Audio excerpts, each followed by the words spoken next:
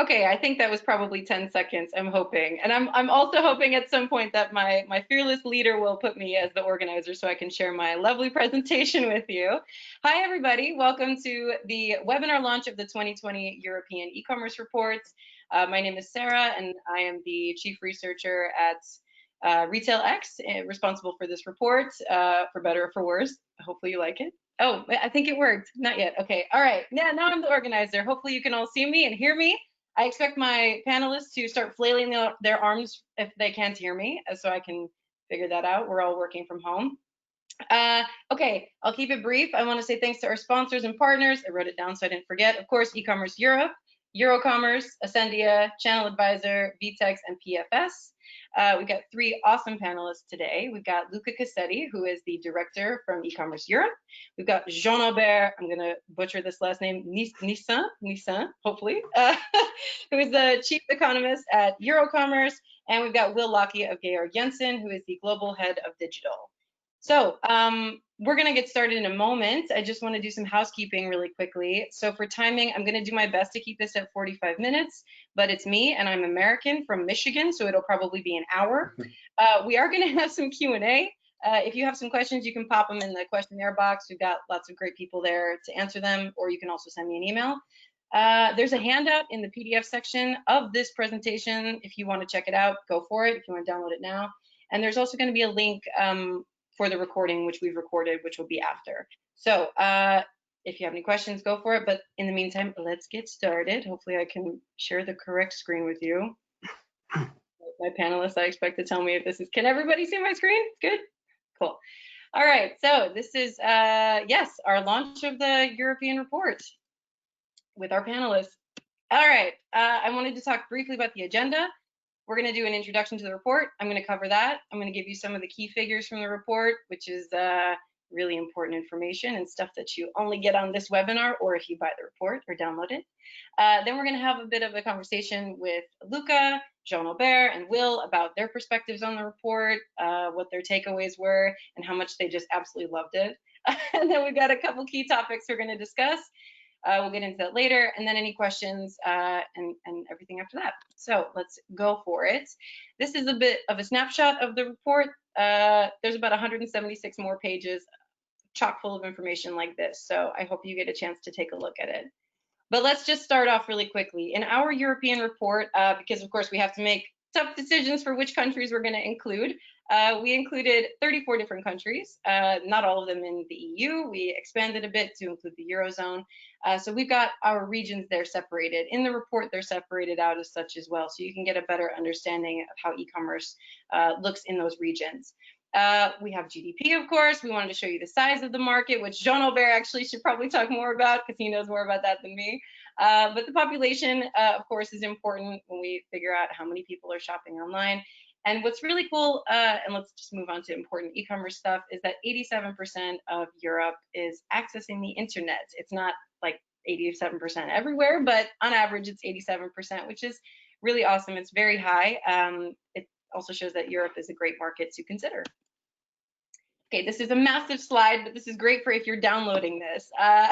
What we wanted to cover as well were infrastructure and logistics indices. Now, I'm not going to go through this line by line because I expect all of you to do that and then report back to me when I Q&A you on it. But what you can see actually is that European countries are ranking really actually in first place in many cases, and in many cases second, third, fourth, and fifth places in very important e-commerce indices. So we've got the logistics performance, and we've got ease of doing business, etc.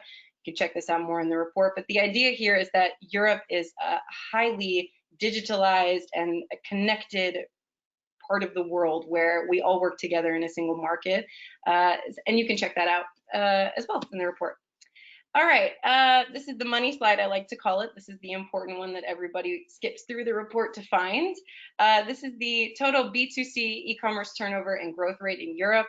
For this, we work with all the national associations. In many cases, there are 2 of them in countries. We work with all of them to get this figure, basically. So this is of all the 34 countries, and we work with lots of e-commerce associations, thanks to them, really very much, to get this figure, which is that in 2019, we're expecting, we know that it was a 636 billion euros in e-commerce turnover.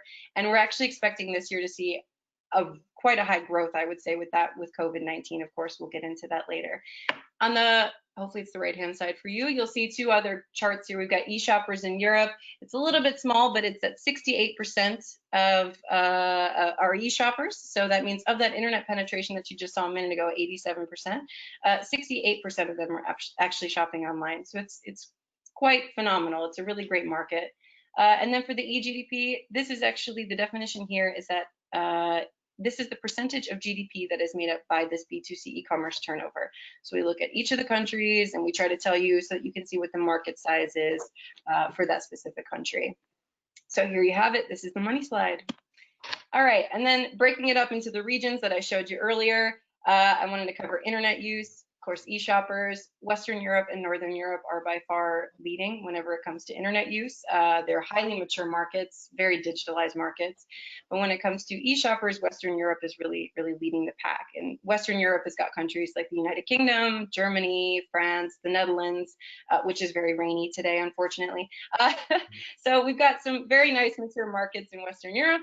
And then when it comes to B2C e-commerce turnover by region, and of course B2C, mind you, is business to consumer, just in case anybody was wondering what that was. So we're not looking at consumer to consumer or business to business, which some of those markets are really astonishingly huge.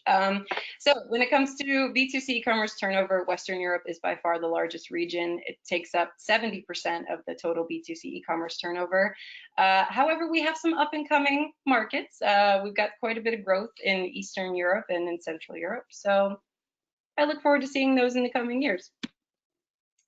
This is a big slide, I'm sorry, but in case you're really interested in seeing where your country falls or where you're interested in expanding into if you're a retailer, this is the great slide for that, actually. If you're interested in going to Switzerland, for example, you can see what the market size is, and this is in euros. We've converted most of the country's currency into euros so that it's a bit more understandable for everybody. As you can see, the United Kingdom is by far the number one by quite a lot, actually. But France just hit over 100 billion last year, which is fantastic, and Germany is on its way to meet up. And then, of course, we've got some up-and-comers. But this does not tell you the whole story, because this is what the market looks like right now.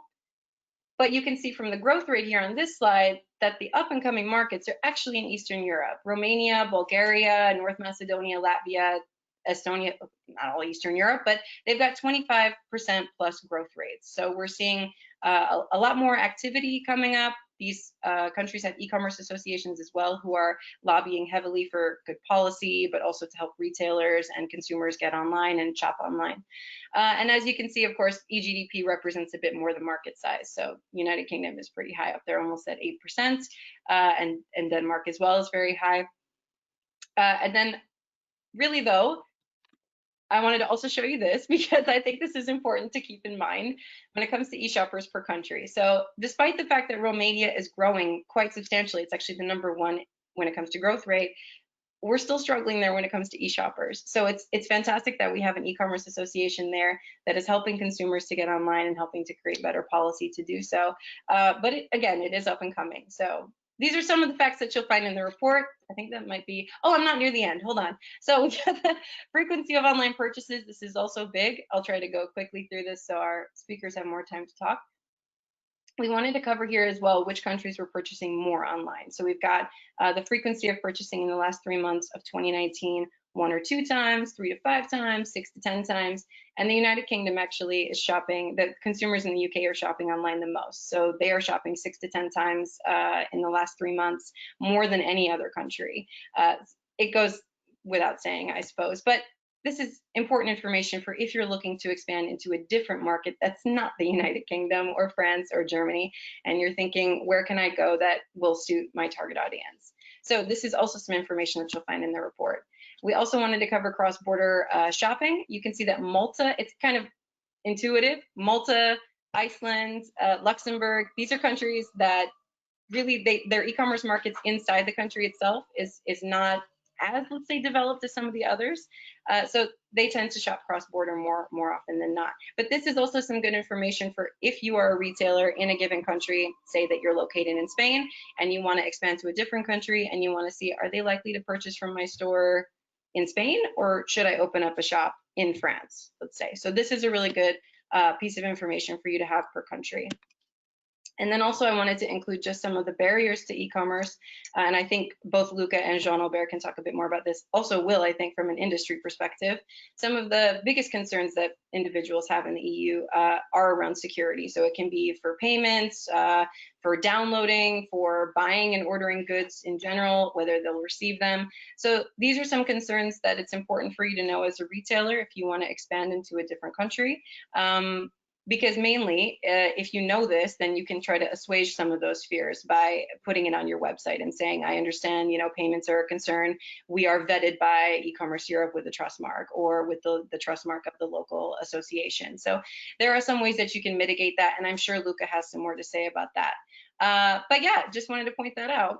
And I'm gonna keep it brief because I feel like our three panelists have way more important things to say than me. So next I will give it over to Luca.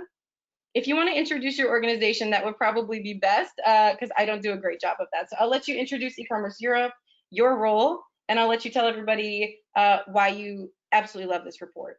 Go. Thank you very much, Sara. First of all, maybe I would like to start by thanking you, Sara, and the RetailX team for having prepared the extensive report. It's a pleasure really to see how many pages you managed to put together, and I would also like to thank EuroCommerce for supporting this initiative. It's much appreciated, of course. Just a little precision, I'm not anymore the director of Ecommerce Europe, I'm the Secretary General, so the slide is slightly outdated, but no worries. I became Secretary General 1 week ago, more or less, and Ecommerce Europe is basically the voice of the digital commerce sector in Europe. Through our 25 national e-commerce associations, we represent now more than 100,000 companies that are selling goods, but also services, not only goods, but also services online to consumers. The mission of Ecommerce Europe is pretty much straightforward, is to act at European level, to have the legislators create basically a better framework for digital commerce so that their business can grow further and they can expand cross-border. Just a couple of words on why we invested in this report and why it is important for us. Well, first of all, it is an important source of information for online merchants because they will get reliable and useful facts and figures about the European market, but not only the European market, also insights per country. And that's much helpful, especially in a cross-border expansion perspective, we think. So that's why we support this initiative. So that's the first target audience, I would say. And the second target audience is, of course, policymakers. So European and also national policymakers, because it's important to deliver them in-depth insights about how the e-commerce market is evolving in Europe. And because we also need, as advocate of the industry, reliable data to support our policy requests. That's basically it, I would say. Cool. Good. That's a great introduction, I think. Okay, so from the report, now you've seen it. You're one of the special few who have seen the report. What would you say are some of the key insights, specifically from the report, that have stood out to you? And then, as a follow-up, what are some of the steps that Ecommerce Europe is considering, or how are they going to strategically plan with this in mind? Yeah, I would like maybe to focus on three main topics, I would say. First of all, it's of course the elephant in the room, COVID-19, so the impact of COVID-19 on e-commerce. Secondly, the twin green and digital transition of commerce in general, and finally, the remaining regulatory barriers. So maybe I can go a little bit more in detail on these three. Yeah, perfect. So, well, starting from COVID-19, hot topic, of course. I think we can all agree on the fact that the impact of COVID-19 on e-commerce still has to be assessed, but I'm grateful to RetailX that they managed to already put some insights in the report. We can also agree, I think, on the fact that for sure 2020 is going to be a difficult year for commerce in general, I would say. And it is also true that e-commerce has taken a quite prominent role during the crisis while heavy lockdown measures were implemented in the various countries around the world. I have to say that e-commerce, internet in general, basically helped shops that were not online before survive, while consumers could continue access products safely from their homes. So that's the great advantage of e-commerce. And I also would like to point to the fact that I hear often that e-commerce is generally considered as the winner of the COVID-19 crisis. But I would say that the real situation is a bit more nuanced. For example, we have seen that some sectors during the crisis did see a growth in online sales. Take, for example, food or IT equipment that you need for teleworking, for example, or for entertaining your children if you have them at home. So for that, definitely a huge growth, but for other sectors, there was a huge decrease. Take, for example, services, like online sales of tickets for events or tourism. Yeah, you cannot go anywhere with a global pandemic and with lockdown measures, so these sectors lost a lot. Same for other sectors, even though the loss was maybe lower. For example, for fashion, you're staying at home, you're not going out, it's quite obvious. We should also maybe take into account the fact that those retailers which already had an online offline presence, they basically shifted their sales from offline to online because their physical shops were closed. So here I would more talk about a shift of sales. So it's a growth of sales of e-commerce, but it's more of a shift, I would say. And of course, with this increase in e-commerce demand, there were also some strains on the supply chain and delivery channels, which now seem pretty much solved. But yeah, that was a challenge also for the delivery partners to be able to operate in a safe environment. So while the effect of COVID-19 on e-commerce cannot be fully predicted, I would say at this point in time, I mean, the report shows that the European B2C e-commerce turnover is still forecasted to grow at around 13% for this year. So that's still good news, I would say. And maybe to conclude on COVID-19, for sure, the pandemic has brought an acceleration of the digital transformation, but not only for businesses, but also for consumers, I would say. It's obvious that businesses had to accelerate the development of omnichannel solutions like click and collect and drive and this kind of safe solutions.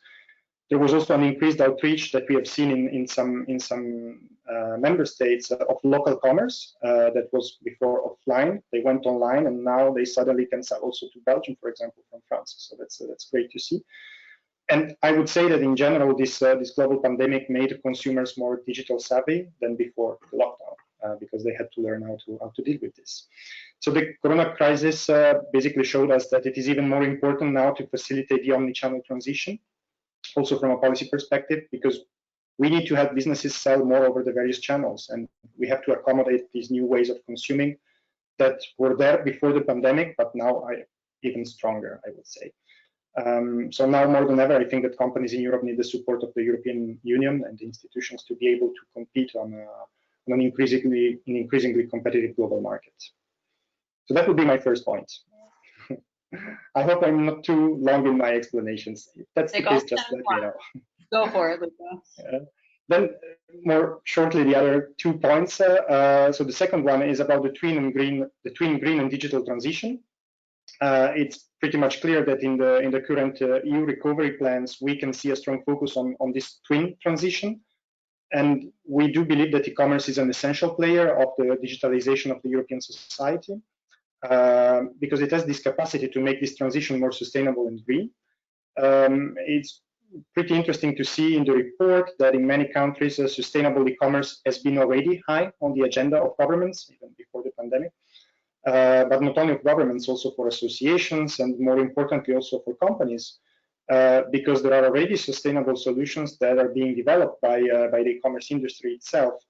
I can maybe mention initiatives to reduce packaging waste, or the size of packaging, or reducing air in packages and parcels to optimize delivery, optimization of last mile delivery, and why not also the use of green delivery vehicles, or also bikes. We see that more and more here in Brussels, so it's good to see. It's a green way of delivering, so it's a very green way of doing commerce. And I think that the economic recovery post COVID-19 should then be both a digital and a green recovery, and that should be our focus and the focus of the European Union. Then finally, my third point, because I have to say something about regulatory barriers, because we still see regulatory barriers. We were seeing that before the COVID-19, we saw that during the COVID-19. The coronavirus crisis, I think, also strengthened the need to alleviate these unnecessary regulatory barriers for merchants that we still see in Europe. we still see a struggle to sell cross-border online, mostly I would say due to legal fragmentation or the fact that laws in Europe are not fully harmonized or only minimally harmonized. So in these times, more than ever, Ecommerce Europe will definitely continue advocating for simpler and more harmonized European rules, but also better enforcement of these rules, especially if we think about those players that are based outside the European Union, but that are active on our market. So they should also play by the same rules of those players that are established in the European Union. So in other words, we need not only, I would say, a more digital and greener Europe, but also a stronger Europe with a more efficient and competitive single market than ever. So that would be, my 3 points. Great. I feel like we could probably end shortly after Jean-Albert and Will then, because I think you answered all the questions that I might have in the future. But yeah, just to echo what you're saying, I think it's definitely clear that the associations, they all collectively have said sustainability, COVID, competitive marketplace, these are all super important topics. And it's funny because, you know, you as Ecommerce Europe have this macro level perspective, but then retailers they can really actually tune into that and get some good information. So, okay, so let's go even more macro maybe, I don't know, up to Jean-Albert with from Chief Economist at EuroCommerce. Let me just move the slide here. Hopefully you can all see that. Okay, Jean-Albert, I'm gonna ask you maybe the same questions because I'm a little bit boring, I guess. Can you explain to the audience a bit about EuroCommerce and all the things retail-oriented in the world today in Europe? Sure, and Luca has said many things already, so we're very much aligned. So as a reminder, EuroCommerce is well, representing the retail and wholesale sector at the European level.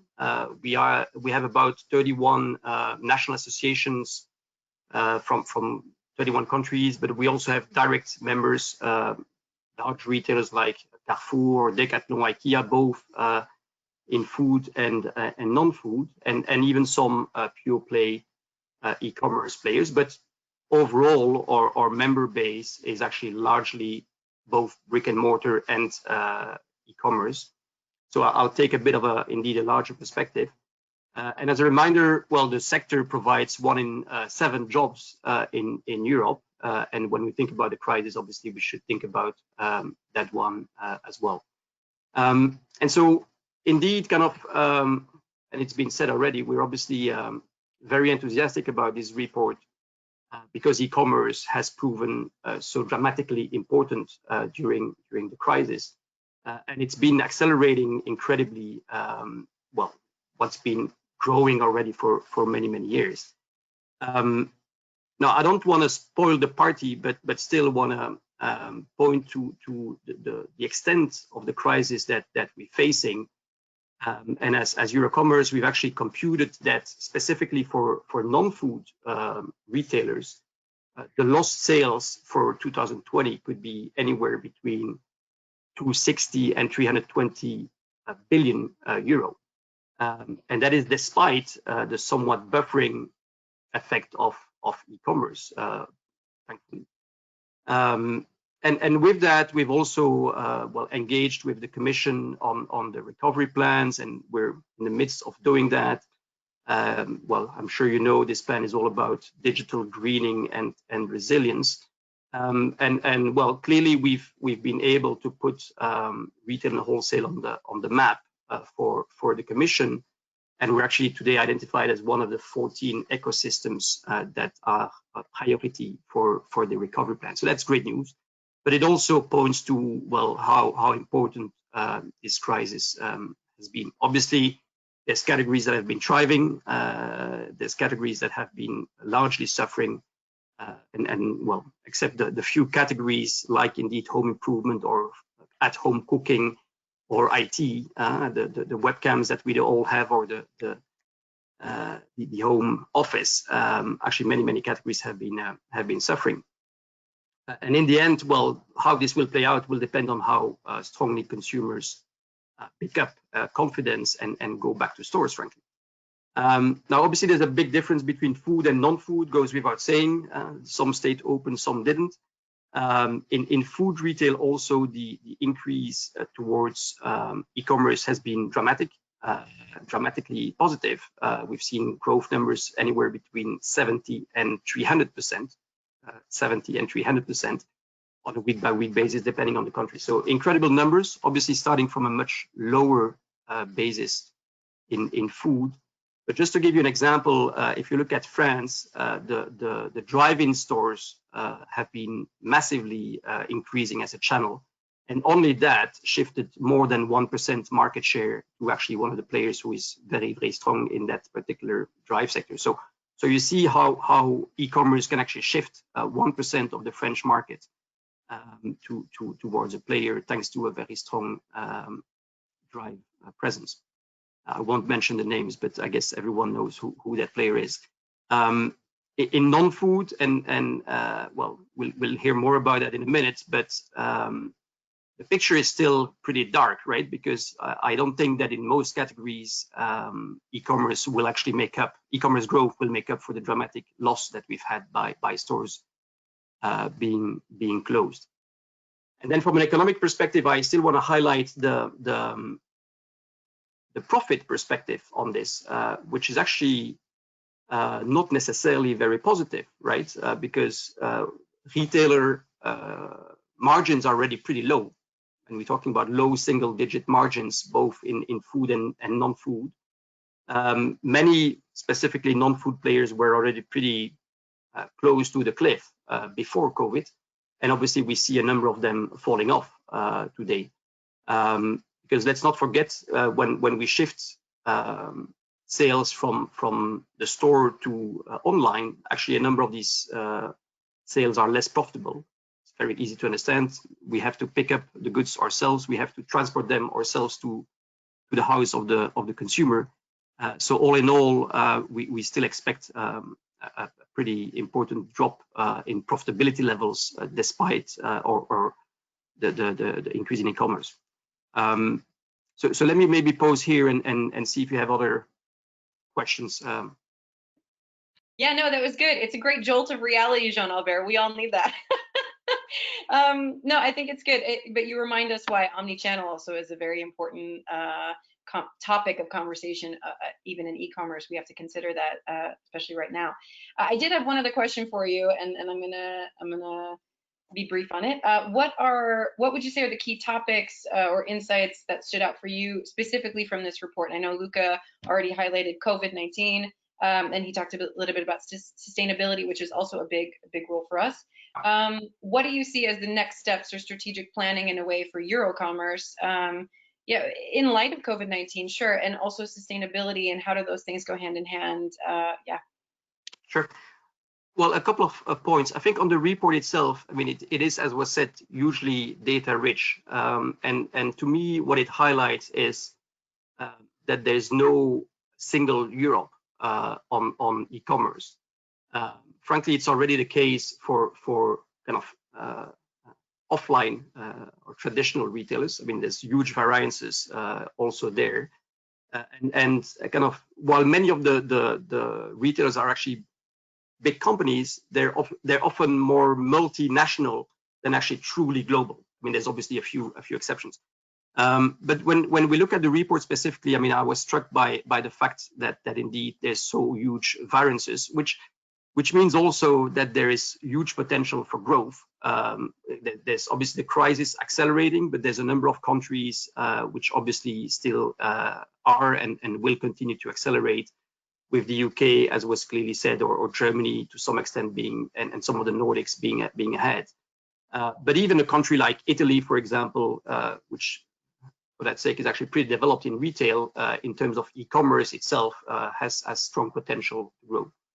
And then maybe one other that I'd point to is this assessment you've made between, and this is not sales, but traffic between brands, marketplaces, and retailers. Also there, you see pretty huge variances in terms of the sheer importance that marketplaces are taking in terms of well, getting the consumers to the brands. Now, maybe one other thing to be a bit more optimistic than my first remarks is obviously, well, there's a lot of things that are happening, and this is all about kind of innovation and digitalizing at the highest speed. today. So we do see new models emerging. I mean, many of the retailers, and I'm talking food here, are partnering with the delivery companies, the Deliveroo's or the Uber Eats of this world. Obviously, I also look at a lot at China as kind of the innovation hotspot, frankly, in retail, with social selling and these kind of elements. But also, digital is not only kind of the store, right? We also see huge digitalization in the back stores, in warehouses, in I mean, talk pricing and promotions getting digitalized, and obviously kind of heavily data savvy. But also more mundane things like well, we saw apps appearing on avoiding queues in stores, or actually navigating your store more efficiently to spend less time in stores. So that also is very important, that innovation that's going on. And maybe the last point here is, let's not forget that 99% of the retailers in Europe are actually small and medium companies, which means they're smaller than 250 employees is the formal Eurostat definition. So these retailers will need to indeed kind of digitalize as well, and not only have a shop window kind of site, but also move towards a commercial site. And there's lots of different ways to do that, but that's also, I think, where we will need support from an investment perspective, from well, states and potentially the European Union to accelerate digitalization also of SMEs, and hope that they will not necessarily all end up on the big platforms that we all know. They will obviously capture market share, and well, you've seen Facebook and Shopify and those kind of platforms accelerating the digitalization of small and medium companies. So let's not forget those either. I mean, they represent 99% of the retailers in Europe. Great, thank you for your insights on that. And that is a bit more positive. I like hearing that. Okay, thank you very much, Jean-Albert. Will, you have been sitting super patiently, and I know you probably have a lot of things actually. You're like, yes, I have, Sarah. I know you probably have a lot of things to say about what Luca and Jean-Albert have said, particularly from an industry retailer perspective. I mean, I don't want to confine you to a question, because you can definitely respond to some of the comments that they made as well from your experience. But maybe you can explain just a bit to everybody what Georg Jensen, I mean, I think we all know as consumers, but maybe you can explain the business a bit more, and then just take it away, whatever you want to say. So, floor is yours. Sure.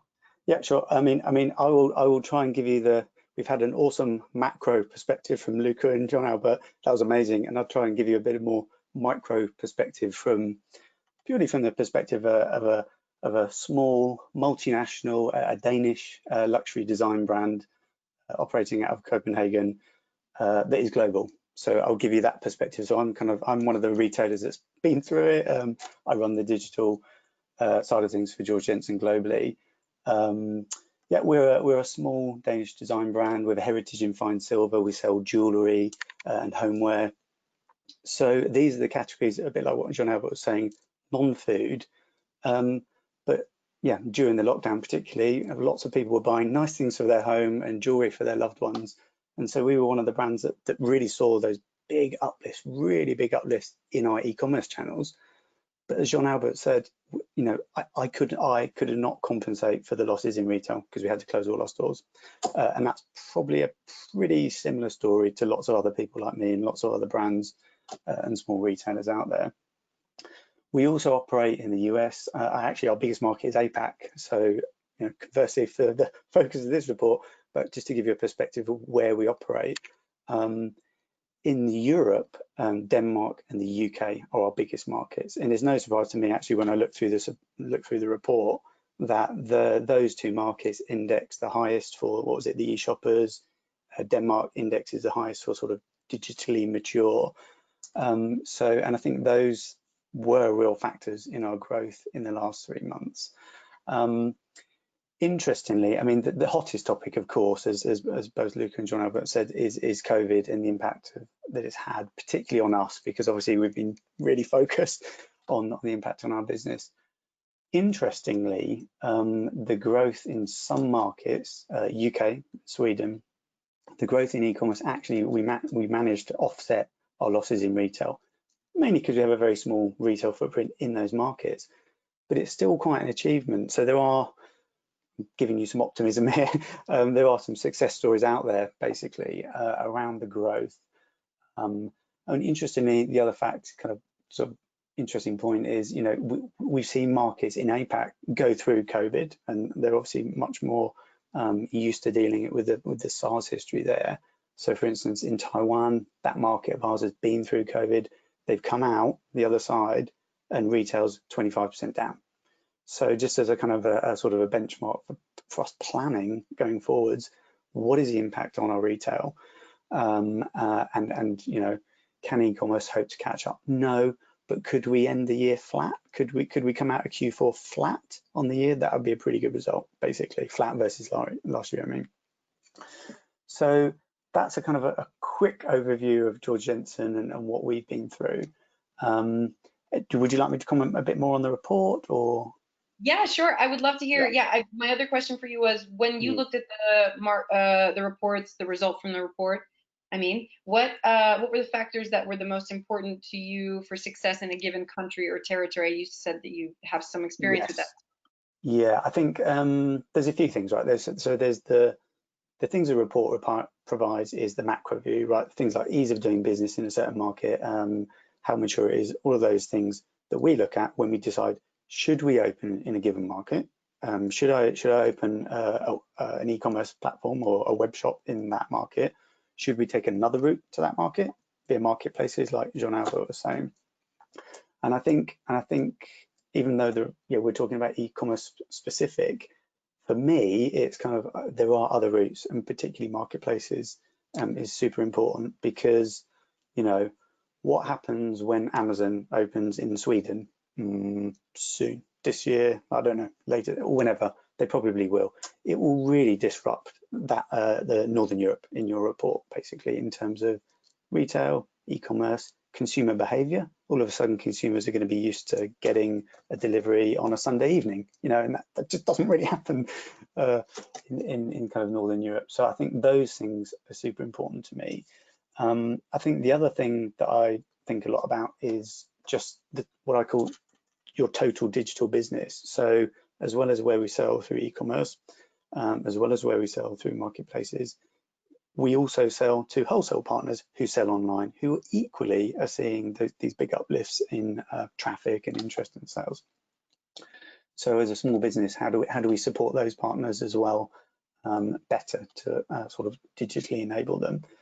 And then to your kind of last point, Sarah, I think the key thing for me that the report blindingly states up front, and which is obvious, but I think we can all sometimes be a bit guilty of forgetting, is there's no one size fits all with Europe. You have to look at market by market. And a good example I'll give you is, which is very close to me, is you know, for example, in Denmark, talking about payment solutions, you know, most people use mobile pay, right? So it's basically mobile pay is connected to your bank, and that is basically how you shop online. But it's only in Denmark. And most people collect their orders that they buy online, they collect from a pickup point. Compare that to the UK market, right? Debit card or credit card is king, and everybody's used to getting home deliveries, yeah, and dealing with couriers and all that kind of stuff. So there's differences there in infrastructure, which the report highlights. There's differences in consumer behavior, and for brands and retailers wanting to grow or scale, you just have to take that into account. Awesome. I'm happy to hear that you got that also from the report, because I've written down now, I think 2 of you at this point have said no single Europe for e-commerce, and there's no one size fits all. And those are takeaways that I just always try to tell people. And actually, okay, I'm going to skip to the next little slide here. I want to just go through some questions that I have, and this is hardball. I don't know if it's a hardball, maybe, but not from me, maybe. But I have 2 questions. Oh, I have one question that I think both Luca and Jean-Albert, you can of course have an opinion on it. But I think first I'll ask Luca this one question, and hopefully This makes sense. I wrote it down as you were speaking. In the report, we actually include an interview with Daniel Bennett from CoreSearch, which is a brand protection agency based out of the Netherlands here. Well, I think it's also UK. I'm not sure. In any case, it's quite an interesting topic now to consider, which is brand protection and how do you ensure that your brand is protected, especially within Europe, because we have a lot of outside influences as well. And so, Luca, I'm curious to know, when you pair up the regulation of brand protection and also with COVID-19 especially, we've seen some fake products, so we've seen some counterfeit goods being sold. What can we do in Europe to protect this from happening? And that's for you, Luca. And then afterward, I'm going to ask you, Will, how does Georg Jensen also protect its brand in this highly globalized world? So, Luca, maybe you first. I mean, I cannot speak on behalf of the brands, of course, because we do not represent brands, but we do sell products that are branded, of course. Indeed, what happened during the COVID-19 is that, unfortunately, there were some cases of fake products, fake masks being sold online. But the good thing is that e-commerce managed to respond quite well to this, especially from the side of platforms, which cooperated quite a lot with the European Commission on this side, to remove from their list these kind of products that were put on by sellers that were not fair at all, especially in a global pandemic situation. So there is a lot the industry can do already, of course, and then there is a lot that the market surveillance authorities can do as well, because they should also have a role in making sure that the products that are entering into Europe are safe for European consumers. If we are talking about a EU, non-EU framework, of course. So then you have also other initiatives like trust marks that can help in that sense. You mentioned it before. Not our trust mark specifically. Our trust mark is covering something else, not specifically the brand. It's covering the transaction because we are an e-commerce association. But definitely trust marks can also be of help, I would say, as part of the industry initiatives. Great. And Will, I hope it answers. Yeah, that was great. Actually, it's good. I think Daniel goes into more of it in the interview as well, but it's good to sort of talk about it from a macro level as well. But Will, maybe you can give some opinions on brand protection in Europe as well. Yeah, just briefly. I'll give you a slightly different perspective because we don't have a big counterfeiting issue. Okay, so when I think of brand protection, and so we don't really have that issue. Well, actually, what we do have is, from a brand point of view, there's a thing about retaining brand equity. Okay, and that comes down to, literally who's discounting your product, basically. And when we think about Europe and when you think about the world or globally, protecting your brand in that sense, particularly when you're a luxury brand, so the idea of equity and value to the consumer is super important. And the way that we do that is basically by managing our channels, our routes to markets, where we sell, who sells it very closely. It's very simple stuff, but it's just how we do it. And obviously, when we're entering a new market, we have to think very carefully about what that route is. If it's by a marketplace, okay, is that a good fit? Would they discount the products and so on? So we have to be quite careful. So that's very unique to the Georg Jensen brand though. Okay, cool, good. That's a good. It's also interesting, I think, for retailers to understand that brands as well. Okay, I'm going to ask you another question, Jean Albert, as well, so you're not feeling left out. I know we don't have a lot of time, so I'll try to be quick. I'm curious about the sustainability discussion. So in our report, we cover, I think, 24 or 27 something interviews with country e-commerce associations, and every one of them I asked, what's the situation with sustainability? And so you see this difference between in opinions of consumers for whether or not e-commerce is more sustainable or brick and mortar retail is more sustainable. There's this massive conversation, and I'm hoping you can give us a positive perspective only on this. Tell us all. Well, I wouldn't want to compare both of them because I think increasingly that split between e-commerce and offline, frankly, is getting blurred. Sustainability is obviously a huge topic. It's a huge topic in terms of, well, it was mentioned, kind of waste management. It's a huge topic in terms of fleets. It's a huge topic in terms of digitalizing the store. And so again, if you go back to the agenda of the Commission, which is kind of digital, green, and resilience, we are going through an exercise of thinking, well, hey, what are the investments required in retail in general to increase resilience, to increase the speed of digitalization, and to increase greening? And you know what? A number of the investments are tick the box on a few of them, right? So take, for example, I mean, we haven't explored this one into full depth yet, but one of the visions could be, imagine that all the rooftops of all stores, of all retailers in Europe would be covered with solar panels. How many thousands of square meters of solar panels this would be? And obviously, well, that would increase sustainability and greening a lot. Actually, you could argue this would actually increase resilience as well, because the store could function on its own.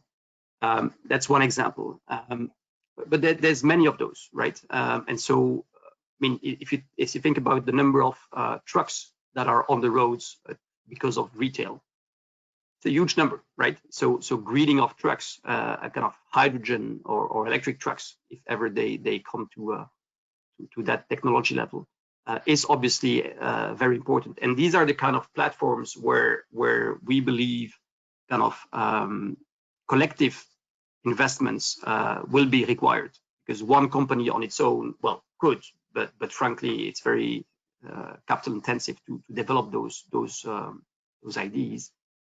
So those are examples of where we believe the sector could frankly go ahead. But that being said, a lot has been done already, right? If you think about just plastic in retail has been massively reduced over the last years.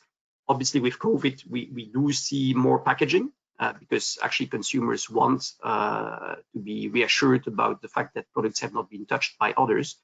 But so that we're very closely watching, and it's obviously not only plastic; it can also be other forms of packaging. But so those topics are remain very high on the agenda, and frankly, with the Commission putting this additional spotlight on greening, it will, I think, only increase. Yeah, it definitely seems to set Europe aside when it comes to the push towards having a more sustainable market.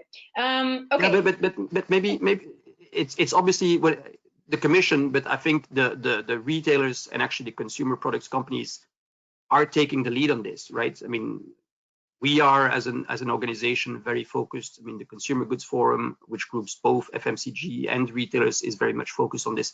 I think this is just there to stay, and I think many top leaders in retail are very aware. And again, I won't mention some companies, but there's a huge furniture company for which sustainability is also very high on the agenda, and who've committed to kind of carbon neutrality, for example.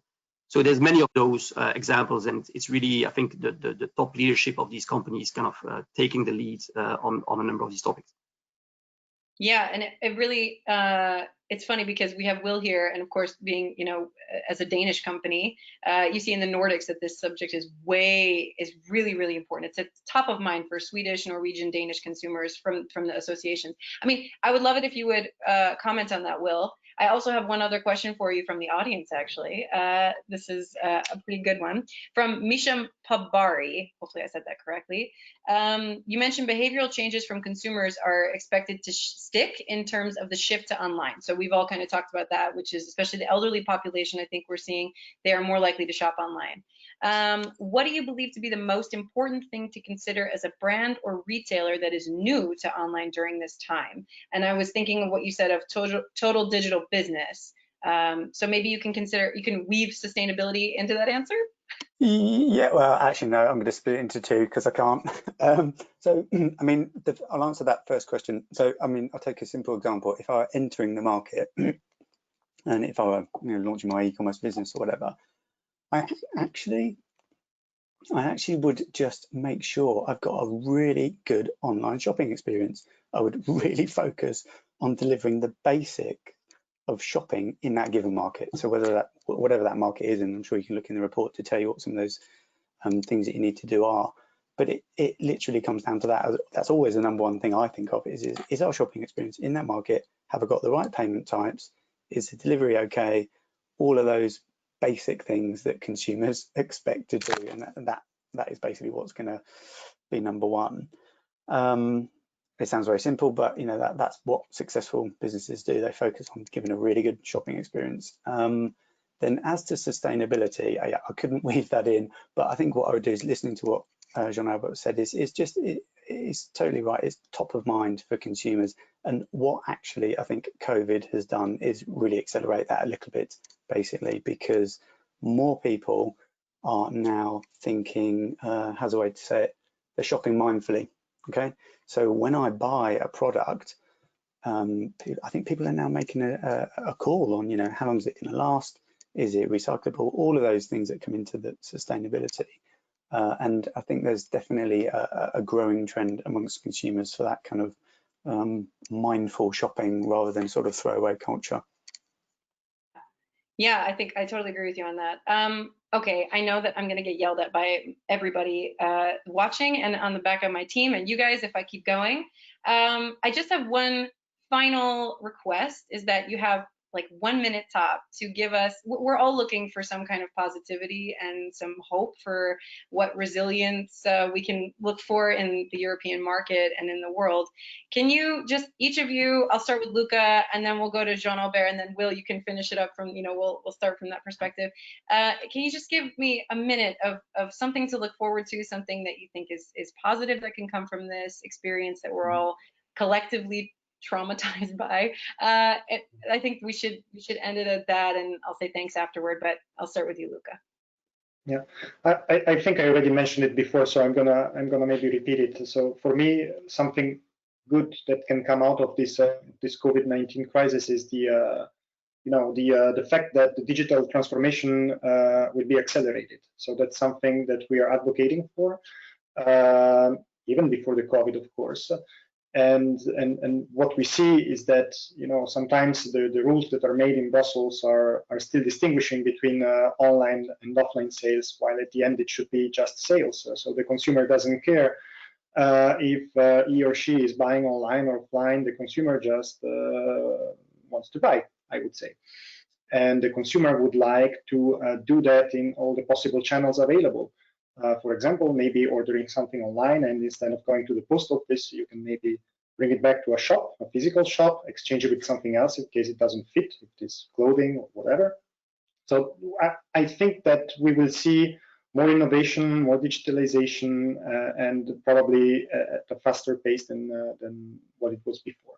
And that's something good, I would say, that came out from this situation. And more green, very important. Jean-Albert, your turn. You're in the hot seat. I'll give you two. I'll first echo Luca on innovation. Clearly, I think the pace today of innovation has just accelerated tremendously, and I think quite a few new business models, new ideas, kind of will accelerate. I think the second one, a bit more, comes from a different angle. I think with the crisis, we've all got to look at people working in retail in a different way, and I'm thinking mainly, food retail.